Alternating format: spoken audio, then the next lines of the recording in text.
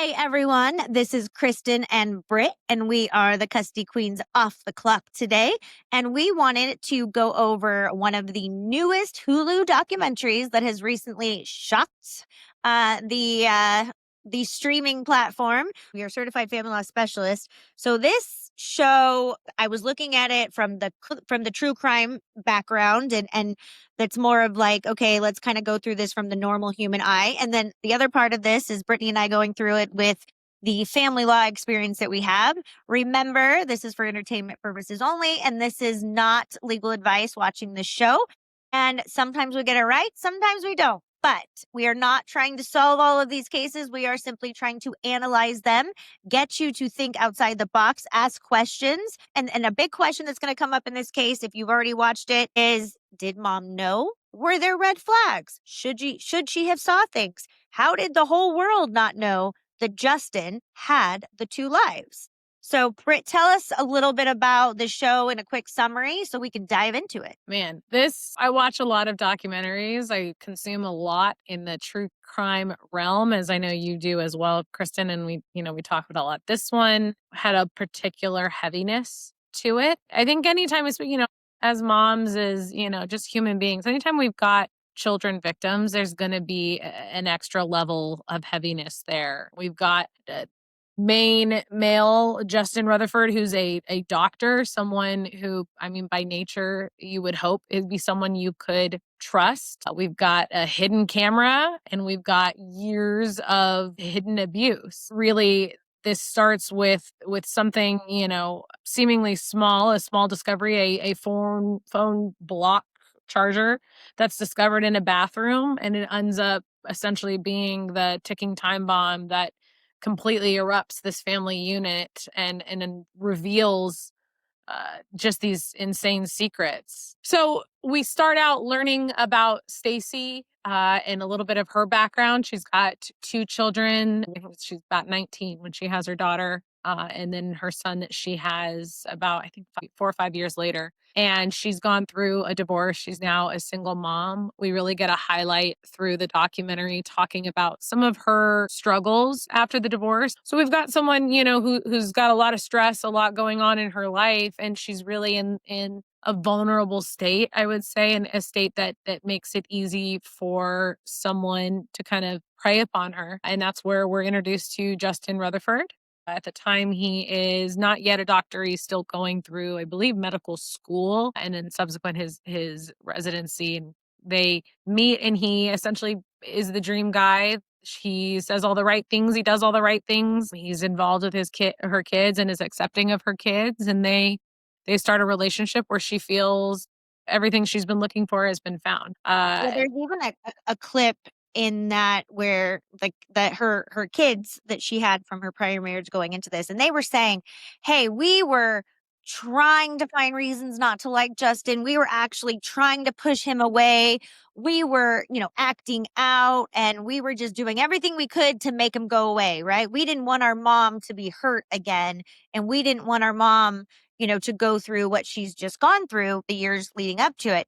And they admit that they really truly had fallen in love in a sense of like their mom had fallen in love. They felt like a family. They were a unit. And I think that obviously that was something hard to watch because there wasn't any red flags at the beginning of this. It was, truly their perfect family. Exactly. And that's the thing is I think, Michaela, her older daughter, is dealing with her own issues from the divorce. And I think it shows how Justin kind of played the long game with this family. He really, this wasn't a quick thing. He worked his way in, he weaseled his way in, really played on each of them, I think, individually. I think Michaela struggling with her relationship with her biological father.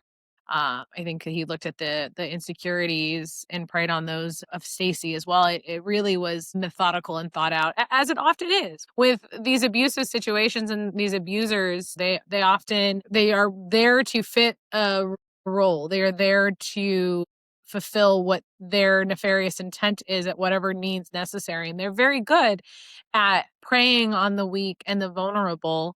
and fooling everybody. And so that's basically what happens. And he and Stacy, their relationship progresses. They have two children biologically between the two of them, in addition to his two what become his stepchildren. They become engaged. They eventually marry, and they seem to be living this picture perfect life. There's a lot of accentuation of this dream home that they The purchased, pool and the heated pool, you know? the Yeah, family gathering and place. I think when Justin picked this family, I think he very intentionally went after a single mom that either went through a divorce or maybe lost her first husband. I think it was very intentional. And then I think he molded himself to be exactly what each one of them wanted. You have what his wife wanted, and then you have Tyler was the son that he became the stepfather of, and then you have Michaela. And I think he molded into exactly what each of these people were looking for to create the perfect picture, right? And that gives him the bond and the closest necessary to get away with abuse, to start Yeah. perpetuating the abuse cycle, and to make it so that maybe when there are those initial red flags that start to pop up, that they're more easily dismissed because you've built up this perfect persona and these great relationships where it initially is unfathomable that there would be a nefarious intent, that there would be, further problems that arise. So we've got this essentially from the outside looking in perfect family with their perfect home, and now he's a doctor, and they've got the blended family dynamic, and everything's hunky dory and great, or so you would think. From the outside in, it truly is the story, from rags to riches. You have a mom who doesn't know how, food's going to get put on the table and has to go now like find an ability to support herself and her kids. And then she finds this doctor and he's going through medical school and they get him through medical school together. And then they continue to grow and bond and build this relationship. And looking from the outside in, you're like, man, this is a true story that Cinderella got to go to the ball. And they talk a lot about this dream house that they purchased, going from not knowing where they were going to live prior to meeting Justin. So in these kids' eyes, this man is their savior. He is their safe place. He is their home. And little do we know that there are occasional things that are coming up where you might think twice about something or looking at it through a different lens. In hindsight, Brittany and I talk a lot about this. It's super easy to look back and go, oh, I should have done this. Hindsight can be a real, you know what. But that always isn't the case when you have your blinders on, because they have built that trust and they have built that love and they've showed you trust. They've showed you love. But there are a lot of pool parties that go on at this dream house, right? This happened, it really all came to a head in the summer of 2021. And this is coming out of a period of isolation where people have really kind of gone through deep, dark moments, going through the whole COVID period. The end of 20, there's still a lot of restrictions in place. And so you're probably hanging out with a close circle of family and friends. And so it may not be a situation that a lot of people are looking into your life. And it's also a situation where there's a lot of people probably spending a lot of time at home, right? So at one of these pool parties, Tyler had a bunch of friends over, and it seemed like that was very normal that the older kids would have people over to swim. They were very proud of their house and what they had built. And Tyler's friend went to use the downstairs restroom, which is the main one where everybody uses, mostly all of the public people that are coming over. And it looks like there's just a charger in the wall, right? And Brittany and I were saying, I personally just bought off TikTok. I know TikTok shop, but I personally bought a handful of these, 180-watt chargers that you plug in, and then they have three different adapters. So I can charge everything in, according to TikTok, like 3 minutes, which is BS. But that's what I got the vision of what this looked like. And I give Tyler's friend, who is in his teenage years, a lot of credit, because I don't know that I personally would have noticed that it was a camera. He immediately, after seeing the camera, made up some excuse of why he couldn't stay.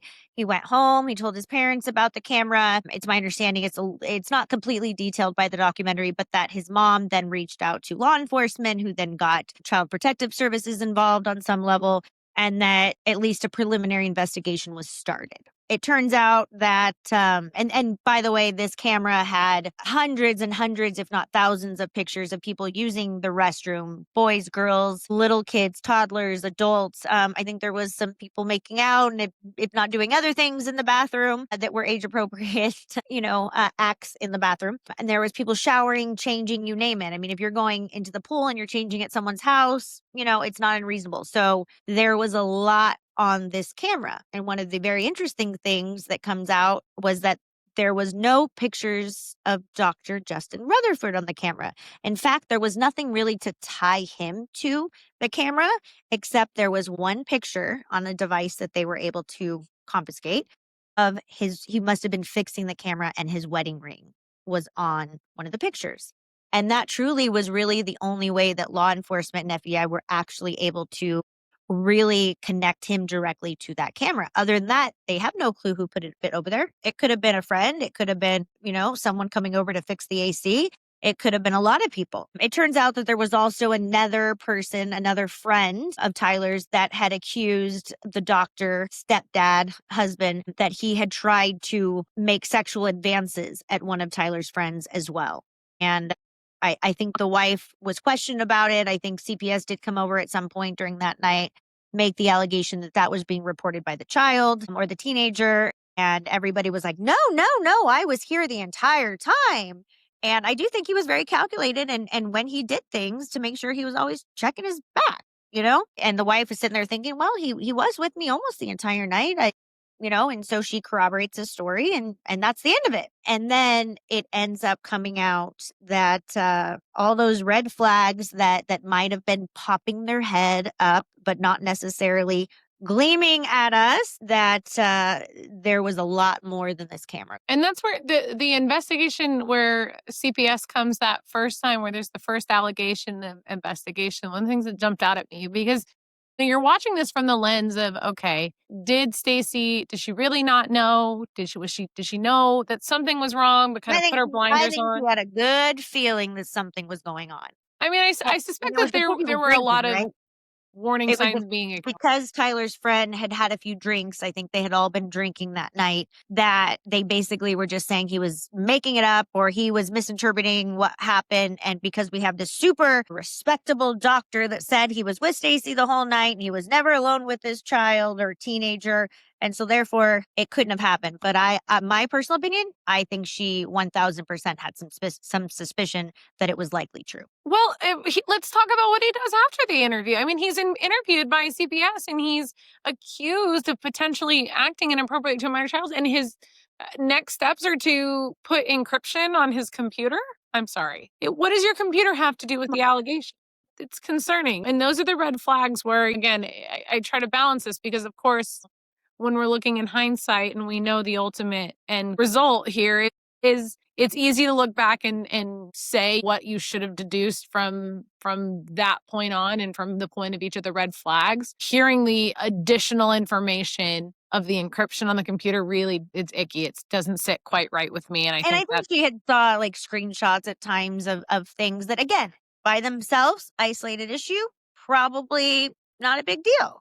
Britt gives a lot of really good examples. If you really want to dive deeper into the family law side of this, or really just kind of and more into the legal ramifications with the kids being involved and what steps could have been taken or should have been taken or how we would have done that, please feel free to jump over to our family law channel, which is called Just the Custody Queens. We really talk about a lot of the crossovers in this documentary, as well as other documentaries like The Unknown Caller. There's a lot of family law components that we do over there. And Brittany does a really good job giving examples of, what is mistake, what is an isolated issue, what is like, that's probably totally normal, might have just popped up on his phone, and what is something that your antennas and your protective mode should have absolutely been realizing stuff was going down. So, when we get to the point where the FBI is raiding their house, which I think it's within like a 3 or 4 week period out of all of this stuff coming out, the child that had reported the camera, I think that whole family knew there was about a 3-week period from when they were getting the appropriate warrants. They were getting what they had to do on the criminal side to make sure that the search was compliant until they show up at his house and raid it. And I would like to know if there were more cues during that 3-week period that gave Christina a heads up that this was coming down the pipeline, because I do believe there's been inferences that was happening. So what happens when they show up at the house? So, and this is, I don't want to fault authorities for the way they handle it, but man, they really, when we look at this from a protecting kids aspect, gives a It lot was of his concerns. poor. It was his. So they come to the house and they're essentially just confronting everybody with the reality of the images that were taken from this hidden camera. They're trying to get to the bottom of it. They're trying to flesh out how much everybody knows to try and see how much they can actually pin on, Justin Rutherford at this point. The one who I believe actually has to identify, the wedding ring and the hand. I mean, police officer's not going to look at that and be able to firsthand account, hey, I know whose ring that is. They did get his other devices too, and he was actively trying to delete. And it's a little unclear. I don't know if he ran upstairs and hid from them in a bathroom and was trying to delete stuff off his phone. But they do make a point to say that as they were raiding the house and they were trying to find the devices, because my guess is there was multiple, because that is typical behavior for someone that has a camera, that he was actively trying to delete things from I think it was his phone. So this is now when everybody's being confronted with the reality of what's being accused. At this time, I think Tyler's about 15. I want to say he's in the 15, 16 range, and everybody's being confronted with these images. And from there, it kind of starts the domino effect. They're looking at the actual investigation on the pictures and what they can kind of pin him with. But that's where, then the remainder of this type of sexual deviancy is typically going to be indicative of other types of sexual deviancies. Not always, but usually when there's an issue like this, there's the potential for more. And And Michaela that actually brings that up. She's she actually talks about the working. domino effect. Yeah, she's actually working for an office that deals with mental health, and her first thing was, okay, if there's pictures, there's probably more. And she's actually Tyler's older sister. And then it was like, okay, well, he had a really good relationship with Tyler, and people that are looking at pictures of kids. And the interesting thing is Michaela actually was the victim of most of the most disturbing content that was on the camera that was found. She was actually the one engaging in, some sexual acts with her boyfriend in the bathroom. And a lot of it was her, a lot of it. And I think she was appalled at what she realized, but her gut instinct was, oh my gosh, he's got to have done something to somebody. And I think there's conversations, and Christina's like, no, I've already talked to Tyler. There hasn't been anything, and they're good. And Michaela's like, okay, good, and then come to find Problem out. with that, I don't want to. I try very hard not to again put too much pressure or weight on victims. And in reality, at the end of the day, is that Stacey and Michaela are also victims. But I also have a real problem with when you have someone in this predatorial position where there's been this invasion of privacy and this camera situation, especially male victims of abuse. It's not uncommon for there to be a lack of willingness to be forthcoming. And I 1,000. and I really had a problem with it just, well, he said I nothing agree. happened. I'm with you. And I don't think that was Michaela's Yes, responsibility. I think that was mom's. 100%. I also think mom was somewhat very uneducated with respect to what had happened to her son. I think she was still somewhat believing it was just the weird pictures. I think that's also her husband, which I do have my own issues with, because at the end of the day, I think the kids are the most important thing in the world. They didn't necessarily choose to be here. We as parents choose to bring them into this world, and it is our job to protect them in any way we can. And I think that mom should have probably took Tyler to a mental health professional and had a mandatory reporter do some sort of assessment. It didn't have to be through a detective or someone that works through the court that may be trained. I do believe that it is not uncommon at all for boys that have been children who have been assaulted or, touched inappropriately or used inappropriately, to lie about it or to be defensive because they love them. That's their stepdad, that we have this great relationship. It might be normal to them. Or even just the manipulation pattern. We do discover this later, that the true, like, the way in which sexual predators will flip the script on their victims, the things that they will do or say to try and make them feel like they're the one in the wrong, that they're the one who's been a problem. I mean, this is truly the abuser. At one point, it comes out that he's telling Tyler that Tyler is actually the person that abusing the adult. Mhm. And that power dynamic and that control, that's a big element of the how abuse can continue for long periods of time is that there's Right. they create this um power dynamic that makes it even more difficult to speak out. It's really common we see, like this where he's saying, you're the one, you abused me. We see the ones where we talk about, well, this is what's going to happen to the rest of your family if you tell them, this will destroy your mom. That's what did it for me. It was like, "You like this house we live in? You like the heated pool? Then you're never gonna say anything." Or, "Do you remember how your mom was when we met? Do you remember how your life was? Do you want your brother and sister to live that life?" And that's when you really got to see how dark and twisted and how truly horrific of a person Dr. Rutherford was, because he was manipulating from so many different fronts, making Tyler believe it was him, threatening that his mom would lose everything she's built her whole life for, that they would lose their heated pool comes up multiple times. And I'm thinking that had to mean something to them, because not only have they never had a pool, maybe they had never been in a heated pool. That symbolizes something. But I think there was many reasons why Tyler didn't come out, and I think there was also shame and embarrassment. And as he got older and he started realizing what was happening, there was probably a lot of shame and guilt. No, and I think, this comes into, so the next steps from where they go from here. The house has been raided. They leave Justin Rutherford in the home. They don't remove him. You just showed me a binder full of naked photographs of my entire family and friends taken by my stepdad. But now he's still here. We're going to leave him in the kitchen. Have a great night. He flees to Europe. He's living his best life out in Europe. Everybody knows he's there, and that's just it until he decides to come back. I mean, what if he decides never to come back? It's just it. Yeah, I think if he decided never to come back, we might have had a documentary that had a different ending. Yeah. Well, we wouldn't know any of this because Justin doesn't actually come forward. Justin returns. He is arrested at the airport.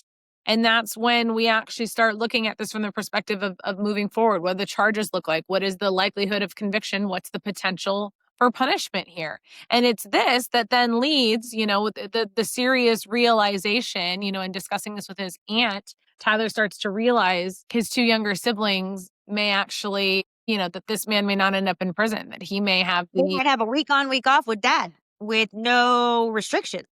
Even and though, again, another crazy side, but I almost look back, if she would have talked to a family law attorney and realized that that was probably not the likelihood, then I don't know that Tyler would have come forward to his aunt. So it's like, I'm one of those people that doesn't think there's a lot of coincidences and thinks that everything happens for a specific reason. Because I'm thinking if she would have called me, I'd have been like, absolutely not. We have enough there to go get a family law restrainer. I can get a no contact order. We got a plan. We got a strategy. Don't worry about that.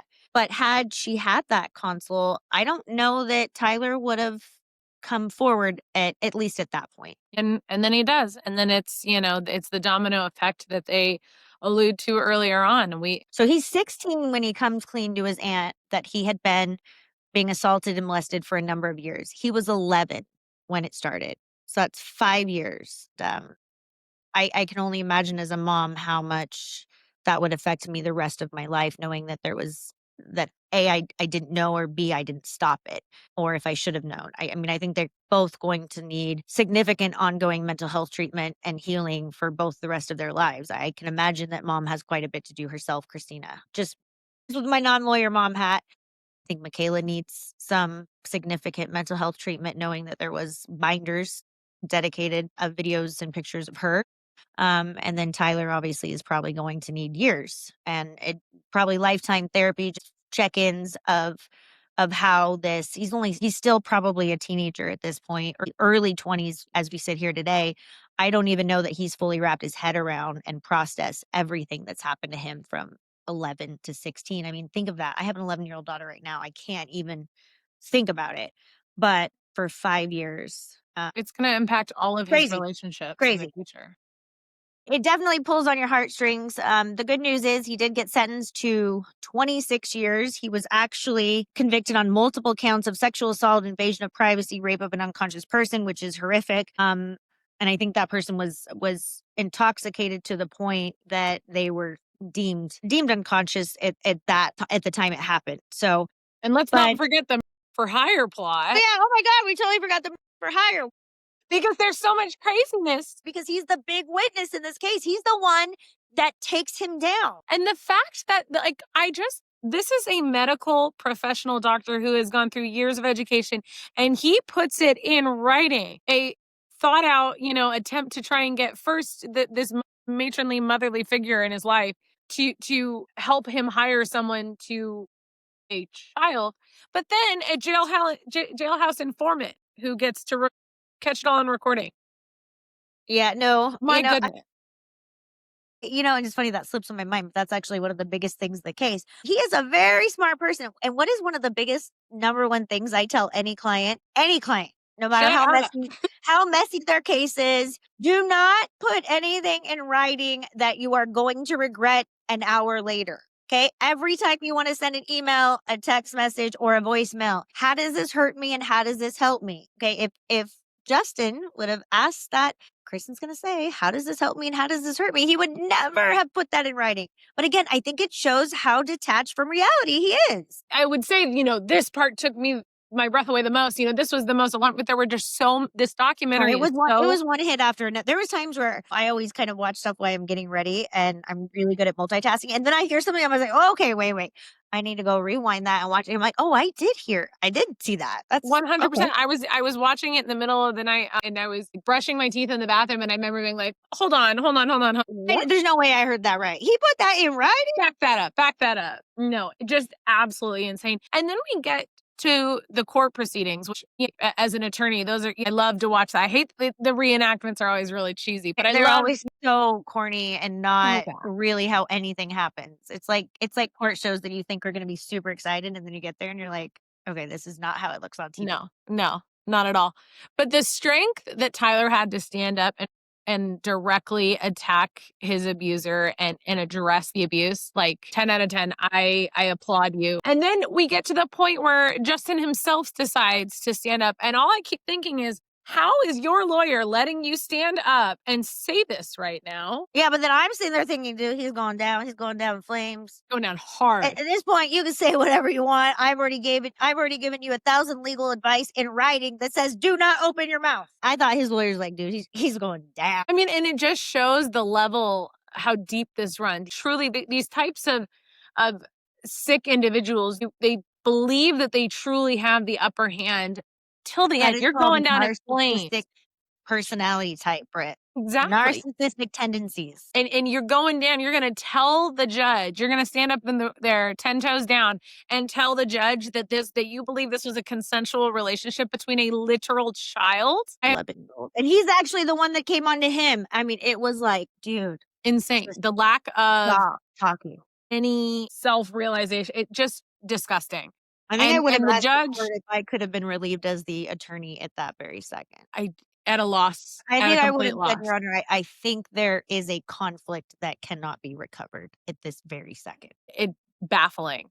And as attorneys, we see the worst of the worst. We see it all, especially, family law. We have our share of rough days and we see it. But my goodness, this one, there's a level of disgust for this, of seeing, all of the fallout from this man's actions, of someone who really just abused the trust that he gained, that not just that nefariously gained that trust and then abused it to the utmost degree. With each individual in a separate way, obviously Tyler the most.